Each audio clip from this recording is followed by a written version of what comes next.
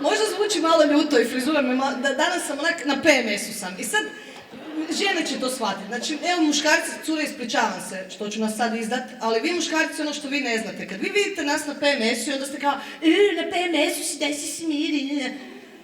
Ono što mi izbacujemo van na PMS-u je 3%. 3%! Jel da mi izbacujemo van 100%, mi bi zvučilo otprilike ovako. I koristili bi tampone ko ručne bombe, znaš kao.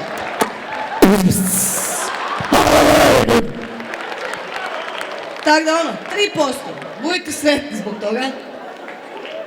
I užasni smo. I ono što nas još više ljuti je stvari koje se dešavaju oko nas. Znači, mi se sjednemo, u banani smo, sjednemo se pred televizoru, palimo televizor i šta vidimo? Žene u bijelom kako skaču bungee jumping dok imaju mengu. Nemoj me jebat, znači ona u bijelom trči okolo, šta je tebi u glavi dok ti u bijeloj haljini trčiš na PMS-u kroz Oliveru? Ja curim i plodna sam i la. Daj, nemoj me jebat. Koje glupe reklame, znači fakat su nerealne. Napravi reklamu gdje žena sjedi doma, sve joj je gurano tu unutra, da joj niš ne stišće, sve joj je ovako gurano tu, da joj niš ne stišće, puši joint, jede 100 kila čokolade, mrzi cijeli svijet i okreće kanale. Tad ću kupit uloške, znaš, a nema mi ova tu Hvala. Idioti, I onda, znaš, i ono što mene zanima je čemu reklame u 21. stoljeću?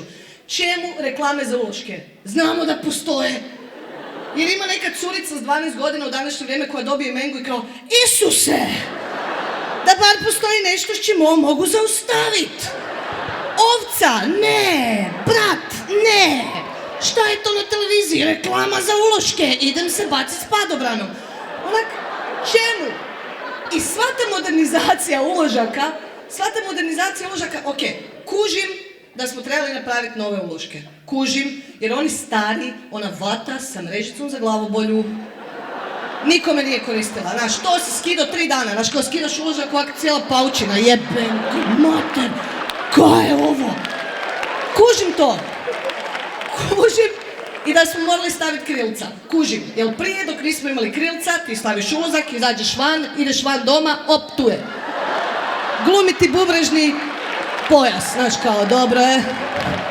Ne curi mi iza, ali znaš. I tako da taj dio kužim. Ali ono što me sad fascinira je dizajn na ulošcima.